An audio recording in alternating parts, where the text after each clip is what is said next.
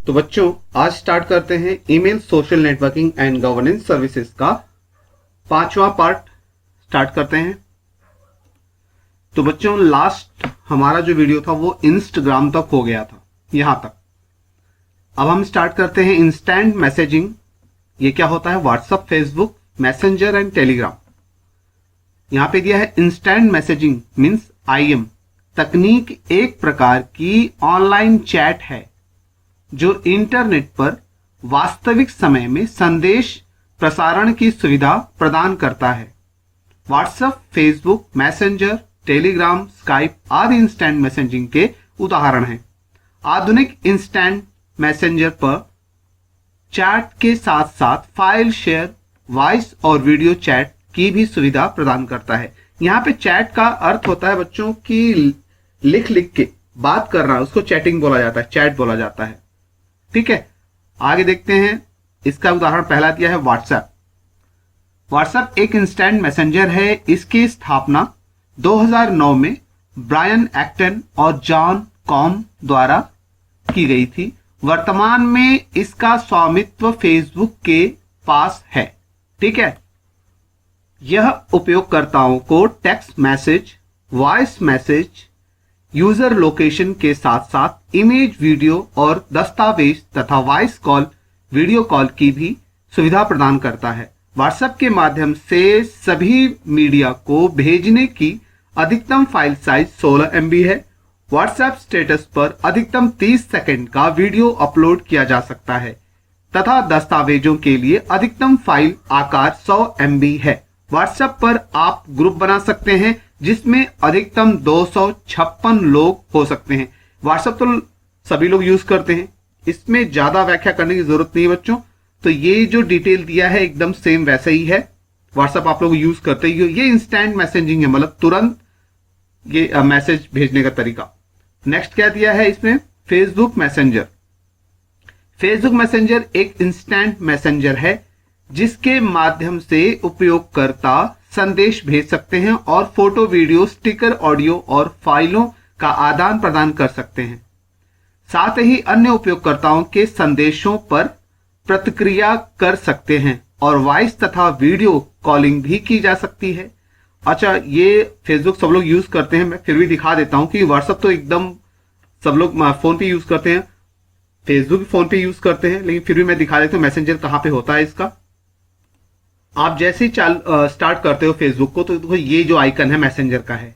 यहां पे जैसे व्हाट्सएप से आप करते हो वैसे यहां पे कर सकते हो। देखो मैंने भी चैटिंग किया हुआ है। ठीक है, तो यहां पे आराम से आप चैटिंग कर सकते हो, फाइलों को शेयर कर सकते हो। क्लियर? ओके। नेक्स्ट दिया है टेलीग्राम। टेलीग्राम को 2013 में दो भाइयों निकोलाई और पावेल डुरो द्वारा लॉन्च किया गया था। इसके माध्यम से उपयोगकर्ता फोटो, वीडियो, ऑडियो, संदेश और अन्य फाइलें अधिकतम 1.5 गीगाबाइट मतलब GB व्हाट्सएप से बहुत ज्यादा ये देता है सुविधा।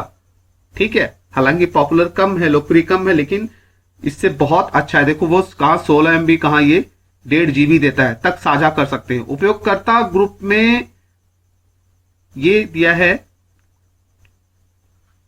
ये आपका टोटल 2 लाख सदस्यों को जोड़ सकता है। देखो जो व्हाट्सएप में था वो 256 था और यहां पे 2 लाख सदस्यों को जोड़ सकता है, बहुत ज्यादा है। इस पर भेजे गए संदेशों को 48 घंटे के भीतर संपादित किया जा सकता है। सितंबर 2015 में टेलीग्राम ने चैनल को जोड़ा। चैनल एक तरफा संदेश का एक रूप है जहां सिर्फ व्यवस्थापक संदेश पोस्ट कर सकते हैं। क्लियर? एक ही आदमी पोस्ट कर सकता है, बाकी सब उसको पढ़ सकते हैं, लेकिन अन्य उपयोगकर्ता नहीं, उस पर दूसरा कोई मैसेज नहीं कर सकता अगर ग्रुप बनाते हो तो। किसी चैनल में असीमित संख्या में सदस्य जुड़ सकते हैं। ठीक है, एक चैनल से जुड़ने वाले उपयोगकर्ता पूर्व में भेजे गए सभी संदेशों को देख सकते हैं। क्लियर? तो इसको ज्यादा डीप में, गहराई में जाने की जरूरत नहीं है। टेलीग्राम भी व्हाट्सएप जैसा ही है, लेकिन उससे काफी अच्छा पड़ता है, लेकिन लोकप्रिय कम है। आगे देखते हैं। नेक्स्ट दिया है इंट्रोडक्शन टू ब्लॉग्स। ब्लॉग एक प्रकार की ऑनलाइन डायरी है जहां पर लोग अपनी राय, अनुभव और रुचियों को पोस्ट करते हैं। ठीक है, ये ब्लॉग क्या होता है, जैसे एक अपनी डायरी आप लिखते हो खुद, ठीक है, आपकी डायरी कोई भी पढ़ सकता है, हालांकि आप अपने पास रखते हो, लेकिन आप अपने आत्मकथा लिखते हो तो कोई भी आपकी डायरी पढ़ सकता है। वैसे ही अपने बारे में या अपनी राय के, जो भी राय आपका है या अनुभव है जो आपका, या कुछ भी रुचि है आपकी, अगर आप एक ब्लॉग में पोस्ट करते हो, टाइप करके उसको छोड़ देते हो, तो कोई भी उसको पढ़ सकता है। ये दूसरों के लिए ही पोस्ट की जाती है। पोस्ट करना मतलब उस पर आप अपलोड कर देते हो। इन पोस्टों में आमतौर पर टेक्स्ट, फोटो, वीडियो और अन्य मीडिया के संयोजन होते हैं। वेबसाइट और ब्लॉग में एक छोटा सा अंतर होता है, हर ब्लॉग एक वेबसाइट होती है। यहां कहने का मतलब यह है कि आप कुछ भी लिखने जाओगे ब्लॉग पे तो ब्लॉग एक वेबसाइट होती है, पर हर वेबसाइट एक ब्लॉग नहीं होती। तो सही बात है। इसका मैं एक अच्छा उदाहरण दे रहा हूं आपको। अब यहां पे वेबसाइट मतलब क्या, ध्यान समझना। वेबसाइट मतलब समझ लो कि दुकान, ठीक है। दुकान जैसे कई प्रकार की दुकान होती है, दुनिया में एक ही प्रकार की दुकान नहीं होती। दुकान मतलब बिजनेस, समझ लो बिजनेस कई प्रकार का बिजनेस होता है, ठीक है। तो बिजनेस कई प्रकार का होता है, बहुत सारी चीजों का अलग अलग बिजनेस होता है। वैसे ही वेबसाइट बहुत सारी होती हैं, उसमें एक वेबसाइट ब्लॉग की भी होती है। क्लियर? जैसे आपका दुकान किसी चीज का भी हो सकता है, अलग अलग चीजों का भी हो सकता है, ठीक है। वैसे ब्लॉग क्या है, एक अलग टाइप है, एक प्रकार है, लेकिन वो भी एक वेबसाइट है। मैं दिखा देता हूं आपको। अब यहां पे देखो बच्चों, यहां पे अमिताभ बच्चन का ऑफिशियल ब्लॉग साइट मैंने चालू की है, ठीक है। अब यहां पे जो अमिताभ बच्चन अपने जो भी उनका अनुभव होता है, रुचि होती है, वो पोस्ट करते रहते हैं, ठीक है। तो कोई भी जाके यहाँ पे इनकी रुचियों के बारे में, इनके राय के बारे में, इनके अनुभव के बारे में पढ़ सकते हैं। ये कोई भी बना सकता है, ठीक है। लेकिन फेमस अगर प्रसिद्ध सेलिब्रिटी होते हैं या कोई भी होता है तो उनके बारे में, उनका राय लेना, किसी भी सब्जेक्ट के बारे में, टॉपिक के बारे में उनकी राय जानना सब लोग चाहते हैं, इसलिए ये लोग अपना ब्लॉग बनाते हैं। हालांकि इनको बार बार जाके मीडिया में जाके बात करने की जरूरत नहीं है, कॉन्फ्रेंस करने की जरूरत नहीं है, लेकिन ये आसानी से ब्लॉग में लिख देते हैं और कोई भी आके इनकी राय को पढ़ सकता है, ठीक है। तो ये ब्लॉग होता है, एक ब्लॉग भी एक वेबसाइट होती है। क्लियर? अब आगे देखते हैं। लोग ब्लॉग पर अपनी राय, अनुभव, रुचियों को रिकॉर्ड करने और व्यक्त करने के लिए बनाते हैं। नीचे दिया है कि नीचे कुछ प्रमुख ब्लॉगिंग प्लेटफॉर्म के बारे में उल्लेख किया गया है, जहां पर आप अपना खुद का एक ब्लॉग शुरू कर सकते हैं, ठीक है। अब यहां पे दिया blogger.com, एक फेमस वेबसाइट है। ब्लॉगर एक मुफ्त ब्लॉगिंग प्लेटफॉर्म है, जिसको आप देखो, ये blogger.com जैसे फेसबुक आपका है, फेसबुक मतलब अलग टाइप की वेबसाइट है, ठीक है। ऐसे ही आपका ये ब्लॉगर भी अलग टाइप की वेबसाइट है। आपका व्हाट्सएप जो अलग टाइप की वेबसाइट है, वैसे ये भी है। फ्लिपकार्ट अलग टाइप की वेबसाइट है ना। तो बहुत सारी वेबसाइटें होती हैं। वैसे blogger.com ये वेबसाइट है जो कि आप अपना खाता क्रिएट करके अपना रुचि, अपना अनुभव या जो कुछ भी आप समाज के साथ शेयर करना चाहते हैं, साझा करना चाहते हैं, आप आराम से कर सकते हैं। इसमें दिया एक मुफ्त ब्लॉगिंग प्लेटफॉर्म है जिसको 23 अगस्त 1999 में प्यारा लैब्स द्वारा विकसित किया गया था। इसे 2003 में गूगल ने खरीद लिया था, ठीक है, गूगल ने खरीद लिया था। यहां पर आप अपना ब्लॉग बनाकर लोगों के साथ अपने विचारों को साझा कर सकते हैं, ठीक है। और देखो यहां पर भी बहुत सारी वेबसाइट दी है। wordpress.org एक मुफ्त ब्लॉगिंग प्लेटफॉर्म है। गेटर है, wordpress.com है, टम्बलर है, मीडियम है, ठीक है। तो ये सारे, अब यहां पे देखो दूसरा भी दिया हुआ है, स्क्वायरस्पेस है, विक्स है, होस्ट है, ठीक है। ये सारे जो वेबसाइट हैं ये आपको अपना ब्लॉग क्रिएट करने की सुविधा प्रदान करते हैं। जैसे आप ईमेल होता है, ईमेल की वेबसाइट बहुत प्रकार की होती है, जैसे जीमेल होता है, आपका याहू मेल होता है, रेडिट मेल होता है। ऐसे ही बहुत सारे जो वेबसाइट हैं जो कि आपको मुफ्त में मेल क्रिएट करने की सुविधा प्रदान करते हैं। वैसे ही ब्लॉग जो होता है, बहुत सारी वेबसाइटें होती है जिन पे आप ब्लॉग अपना क्रिएट कर सकते हो, ठीक है। चलो ये नेक्स्ट टॉपिक अपना आ गया है बेटा। नेक्स्ट देते हैं क्या है। अब दिया है बेसिक ऑफ ई कॉमर्स। ये क्या होता है देखते हैं। ई कॉमर्स को इलेक्ट्रॉनिक कॉमर्स, अच्छा ई मतलब होता है इलेक्ट्रॉनिक, ये याद रखना। जहां पे ई कॉमर्स, ईमेल, ठीक है, ऐसे ई शब्द जो आता है इसको बोलते हैं इलेक्ट्रॉनिक। ई का फुल फॉर्म होता है इलेक्ट्रॉनिक। ई कॉमर्स को इलेक्ट्रॉनिक कॉमर्स या इंटरनेट कॉमर्स के रूप में भी जाना जाता है। ई कॉमर्स विशेष रूप से वस्तुओं और सेवाओं के लेन देन को संदर्भित करता है। ई कॉमर्स का प्रचलन बहुत तेजी से बढ़ रहा है, इसके प्रति लोगों की रुचि बहुत तेजी से बढ़ रही है। ई कॉमर्स की लोकप्रियता बढ़ने का प्रमुख कारण समय की बचत है। सही बात है, ऑनलाइन अगर कोई काम करते हो तो समय तो बचता है ना, घर पे ही बैठ के अपने मोबाइल से, अपने लैपटॉप से, कंप्यूटर से कर सकते हो, आपको कहीं जाने की जरूरत नहीं है। दूसरा क्या दिया है कि ई कॉमर्स की शुरुआत 11 अगस्त 1994 में नेट मार्केट नामक एक वेबसाइट से हुई थी। पहली बार इस वेबसाइट के माध्यम से एक सीडी को बेचा गया था। ठीक है, अब सीडी को बेचा गया था। फ्लिपकार्ट से क्या करते हो, आप खरीदते हो, ठीक है। फ्लिपकार्ट अपने यहां बहुत सारे दुकानों को अपना सामान बेचने के लिए एक प्लेटफॉर्म देता है, और हम जैसे जो कस्टमर होते हैं जिनको जो चीज चाहिए फ्लिपकार्ट से खरीदते हैं। तो ये जो ई कॉमर्स के अंतर्गत आता है। आगे पढ़ते हैं क्या दिया है। Types of e commerce models. E commerce के मॉडल के प्रकार। पहला क्या है, B2B, business to business. B2B model में कंपनियां एक दूसरे के साथ कारोबार करती हैं, ठीक है। इसमें उपभोक्ता शामिल नहीं होता है, ठीक है। इसमें केवल निर्माता, थोक व्यापारी, खुदरा विक्रेता आदि शामिल होते हैं। उदाहरण के तौर पर India mart, Amazon business, trade India आदि। देखो इसमें जैसे आप ध्यान समझना, जैसे होलसेल व्यापारी होते हैं, होलसेल व्यापारी वो क्या करते हैं, उनके यहां बहुत सारे होलसेल व्यापारी होते हैं, वो केवल दुकानदारों को ही सामान बेचते हैं, ठीक है। वो छुट्टा विक्रेता नहीं होते। वो बोलते अगर वहां से आप सामान खरीदना चाहो तो वो नहीं आप बिजनेस करते हो तभी सामान ले सकते हो, मतलब आपको ज्यादा सामान चाहिए तभी आप हमारे यहां से खरीद सकते हो, ठीक है। तो वैसे ये इस प्रकार की जो वेबसाइटें होती हैं उनमें क्या होता है कि बिजनेस करने वाले आपस में खरीद और बेच करते हैं, बस सेल्स एंड परचेज करते रहते हैं उनमें, क्योंकि जो उपभोक्ता होगा वो तो इतना ज्यादा सामान खरीदेगा नहीं, इसलिए इनमें वो इस वेबसाइट पे नहीं जाता है। नेक्स्ट क्या दिया है, B2C, बिजनेस टू कंज्यूमर, मतलब बिजनेस से उपभोक्ता। इस मॉडल में कंपनियां सामान या सेवाओं को सीधे उपभोक्ता को बेचती हैं। उपभोक्ता कंपनी की वेबसाइट से उत्पादों का ऑर्डर करता है और कंपनी सीधे उपभोक्ता तक उत्पाद को पहुंचाती है। उदाहरण के तौर पर Amazon, Flipkart, Myntra, Snapdeal, Paytm mall आदि। ये तो कहने की जरूरत नहीं है, आपको तो पता ही ये सब चीजें। हाँ, ये B2C के अंतर्गत आता है, बिजनेस टू कंज्यूमर। नेक्स्ट दिया है बेटा, यहां पर दिया है कि C2C, कंज्यूमर टू कंज्यूमर।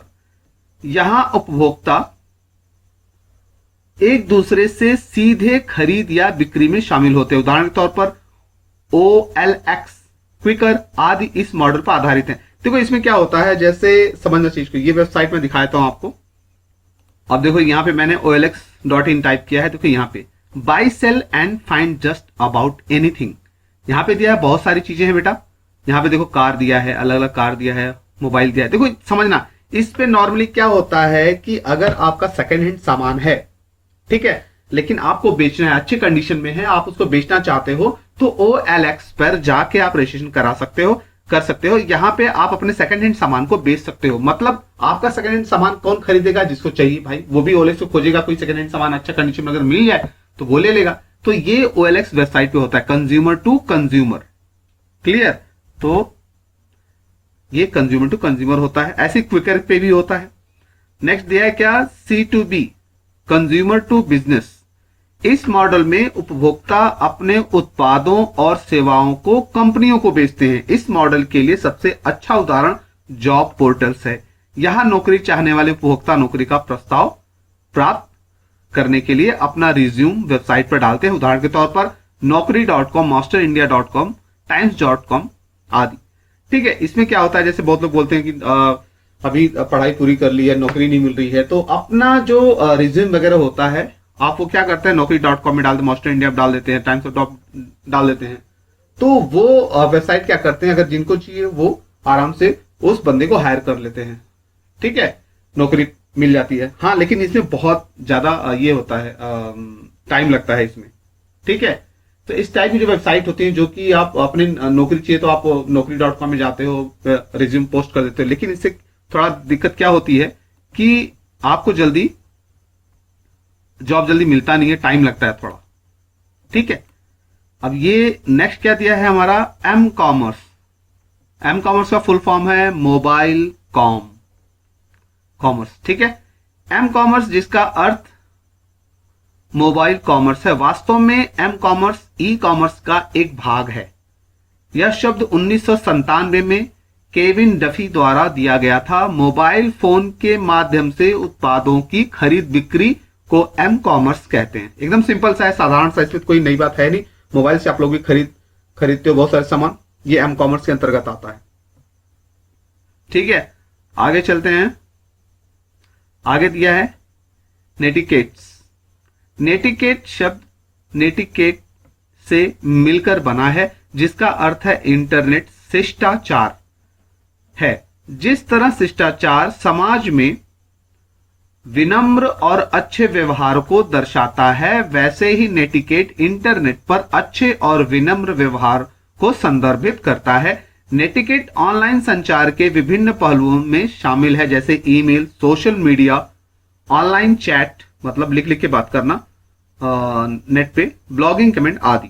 नेटिकेट नियमों की कोई आधिकारिक सूची उपलब्ध नहीं है।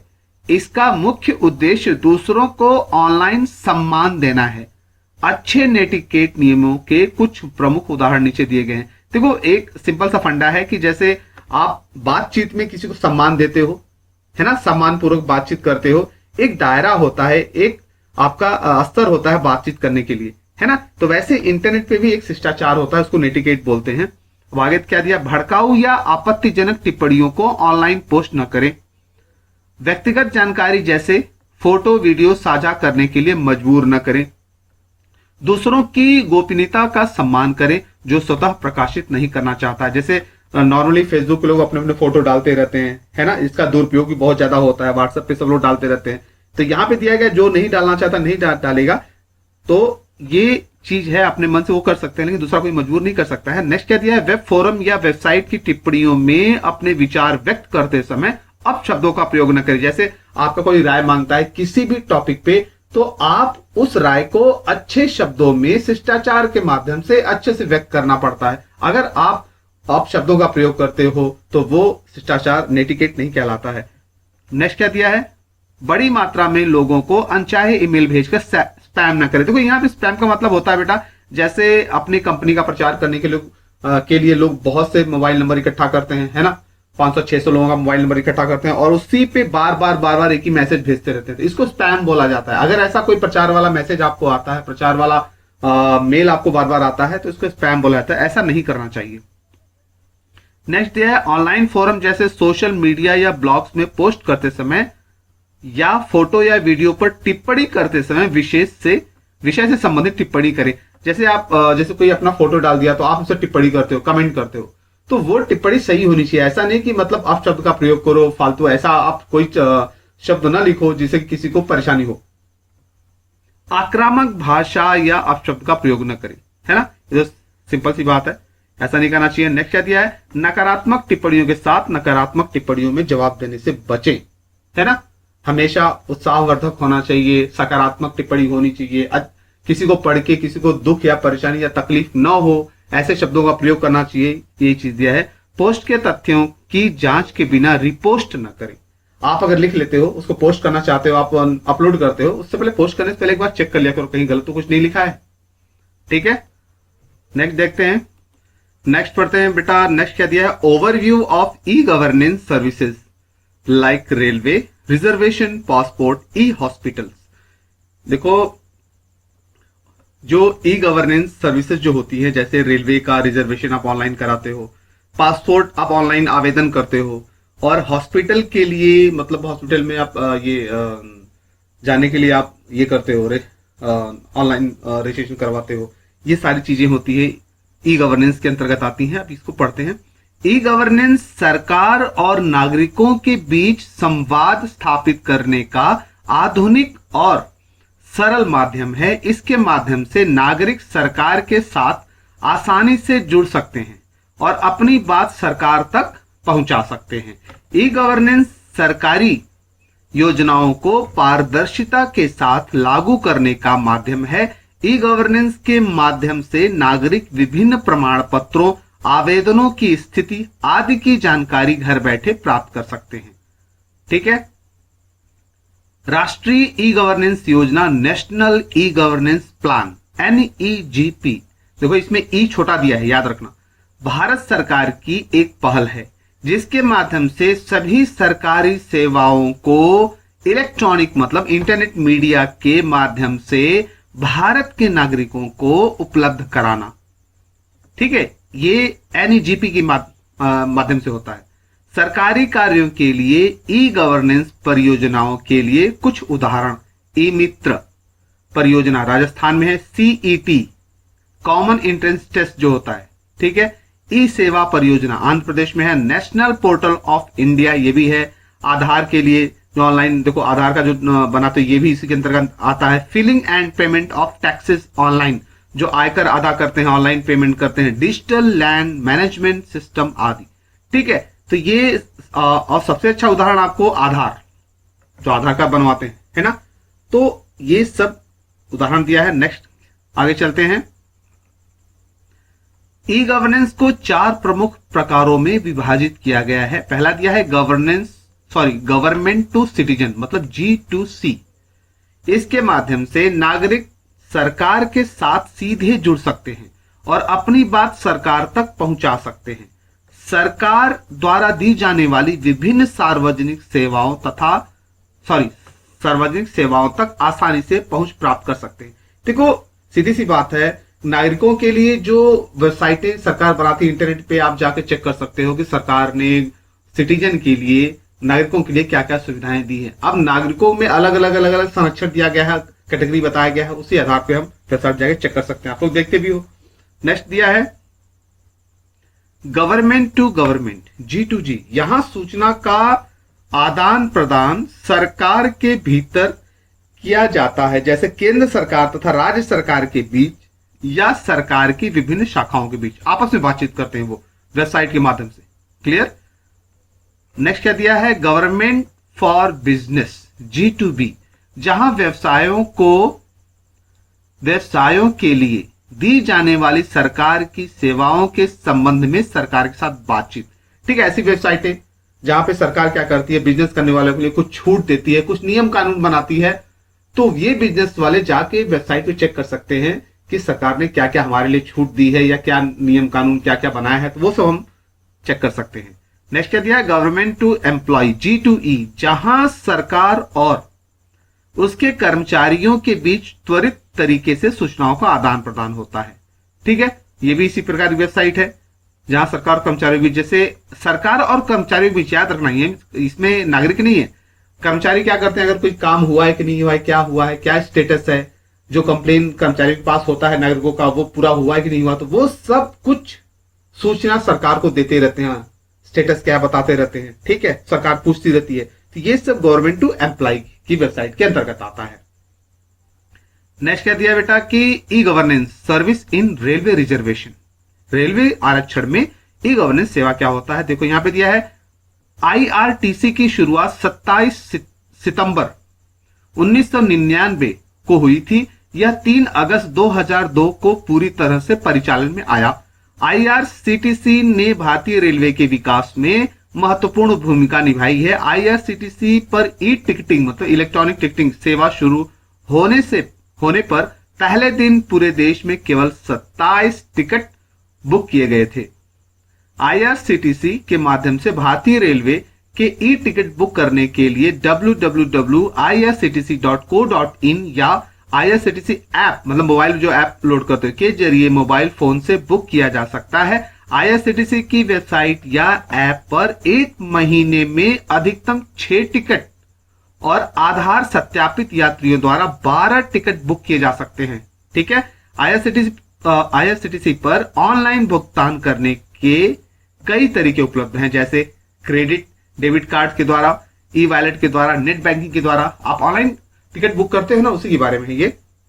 नीचे दिया है तत्काल टिकट यात्रा से एक दिन पहले बुक किया जा सकता है। ऑनलाइन बर्थ आरक्षण सुबह 10 बजे वातानुकूलित एसी डिब्बों में और सुबह 11 बजे स्लीपर बोगियों के लिए शुरू होता है।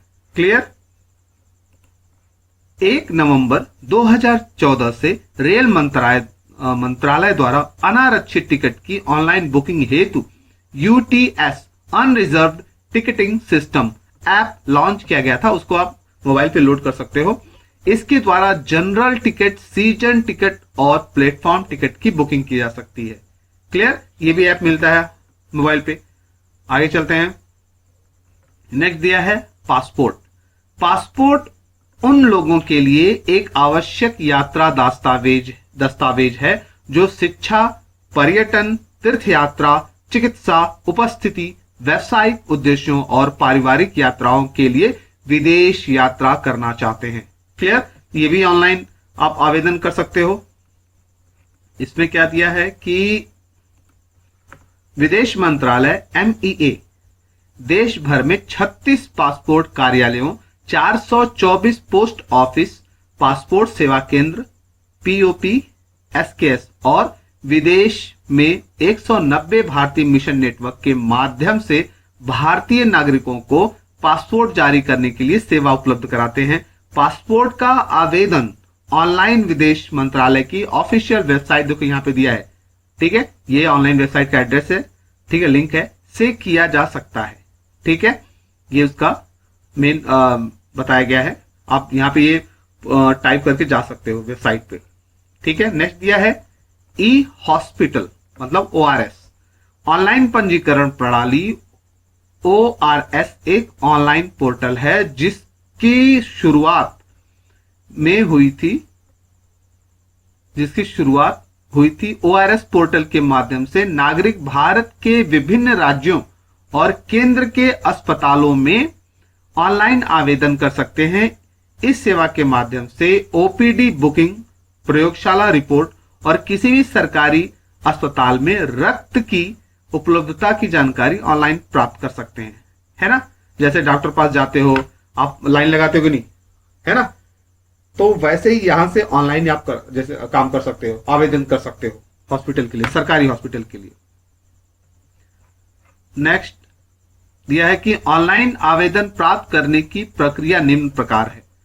www.ors.gov.in वेबसाइट पर जाएं, मोबाइल नंबर का उपयोग करके स्वयं को सत्यापित करें। देखो मोबाइल क्यों मांगा जाता है? OTP आने के लिए, क्लियर, मालूम पड़ता है। अस्पताल विभाग चुने, नियुक्त तिथि का चयन करें, आधार नंबर का प्रयोग करके स्वयं को सत्यापित करें। अब आधार भी मांगता है। जैसे देखो सीधी सी बात है, आप कोई भी ऑनलाइन फॉर्म ही अगर भरते हो तो फॉर्म जो भरते हो उससे जरूरी जो भी कागजात होते हैं, डॉक्यूमेंट्स होते हैं, वो आपको अपलोड करना पड़ता है। आधार कार्ड है, आपका जाति प्रमाण पत्र है, किसी भी मतलब कोई भी अगर उससे संबंधित अगर आवेदन करते हो, ऐसे ही आप जब हॉस्पिटल के लिए आवेदन करोगे, है ना, तो हॉस्पिटल क्या मांगेगा? आधार कार्ड तो हर जगह मांगेगा। ठीक है, आपका एड्रेस हो जाएगा, उसमें आपका फोटो ID हो जाएगा, आपका मोबाइल नंबर मांगेगा। ठीक है, तो फिर आपका SMS आएगा। वही चीज बता रहा, आधार नंबर का उपयोग करके स्वयं को सत्यापित करें, पुष्टिकरण SMS प्राप्त करें। ठीक है, तो ये तो सिंपल सब है, एकदम आसान है। नेक्स्ट क्या दिया है? Accessing e-governance services on mobile using Umang app. तो ये क्या दिया? उमंग का फुल फॉर्म होता है unified mobile application for new age governance, को गवर्नेंस के तहत नवंबर 2017 में लॉन्च किया गया था।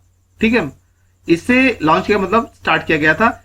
इसे इलेक्ट्रॉनिक्स और सूचना प्रौद्योगिकी मंत्रालय मतलब MEITY और राष्ट्रीय ई गवर्नेंस डिवीजन मतलब NEGD द्वारा विकसित किया गया है। वर्तमान में उमंग ऐप 13 भारतीय भाषाओं में उपलब्ध है।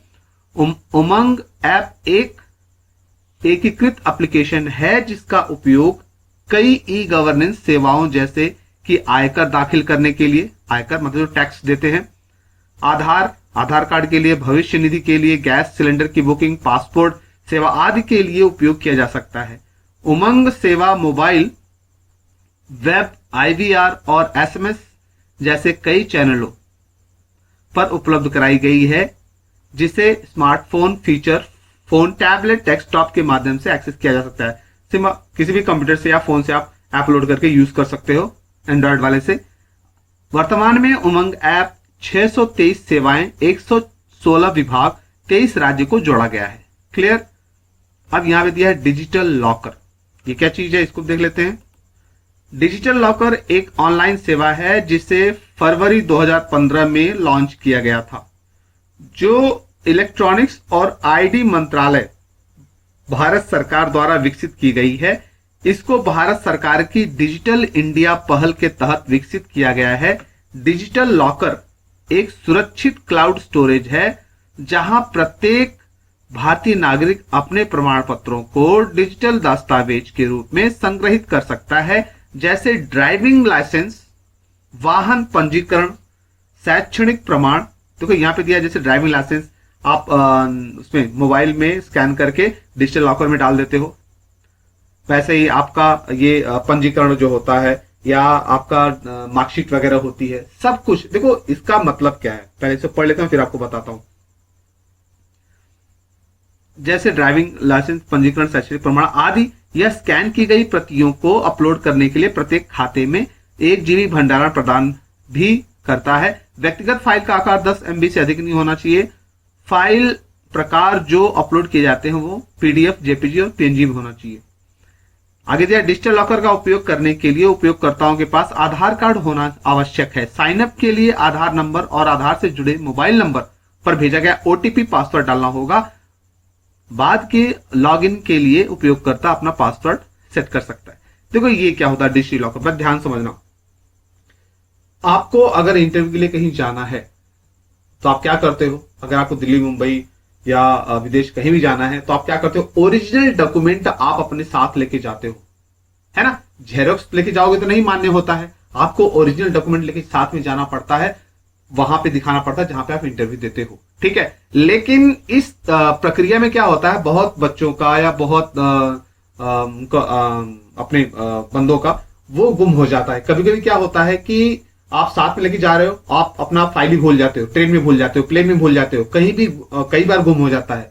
तो बहुत लोग बहुत परेशान होते हैं क्योंकि ओरिजिनल होता है और दिक्कतें आ जाती है, ओरिजिनल गुम हो जाता है, उससे बहुत मुश्किल हो जाती है। तो इसीलिए सरकार ये प्रॉब्लम को समझते हुए उन्होंने एक डिजिटल लॉकर ये स्टार्ट किया है। ऑनलाइन है, ये एक सेवा है। वहां पे आप जाकर अपने जो भी आपका आधार कार्ड है उसमें आप स्कैन करके डाल सकते हो, अपना जो भी आपका मार्कशीट वगैरह है, डॉक्यूमेंट है, जो भी सर्टिफिकेट है, आप उसको ऑनलाइन स्कैन करके उसमें डाल सकते हो। अब क्या होता है कि आपको ओरिजिनल कहीं लेके जाने की जरूरत नहीं है, आप बस मोबाइल लेके जाओ और उसका जो नंबर डिजिटल लॉकर जैसे आधार कार्ड नंबर होता है, जैसे डिजिटल लॉकर का नंबर होता है, वो आप उनको दे दो, वो ऑनलाइन चेक कर सकते हैं। क्योंकि उसमें अगर ओरिजिनल होगा आपका डॉक्यूमेंट, आपका मार्कशीट, आपका आधार कार्ड, आपका पैन नंबर, आपका वोटर आईडी, सब कुछ ओरिजिनल होगा तभी उसके अंदर स्टोर होगा, मतलब अपलोड होगा, नहीं तो नहीं होगा। ये सारी दुनिया जानती है। इसलिए जैसे ही आप डिजिटल लॉकर का नंबर देते हो तो वो इंटरव्यू जो होता है, जो आपका इंटरव्यू लेता है, जहां पे कोई नौकरी करना है या जो भी चेक करना चाहता है, वो अपने मोबाइल के माध्यम से आपके लॉकर को चेक कर सकता है कि हाँ आपका डॉक्यूमेंट सत्यापित है। क्योंकि डिजिटल लॉकर में उसी का डॉक्यूमेंट अंदर जाएगा जिसका सत्य होगा, सही होगा, वो सरकार द्वारा सत्यापित होता है। तो ये काम है डिजिटल लॉकर का। इससे क्या होता है कि आपका जो ओरिजिनल डॉक्यूमेंट होता है आपको हर जगह साथ में ले जाने की जरूरत नहीं है, रिस्क होता है कहीं खोने का। क्लियर। तो बच्चों यहां ये चैप्टर कंप्लीट हो चुका है, ठीक है।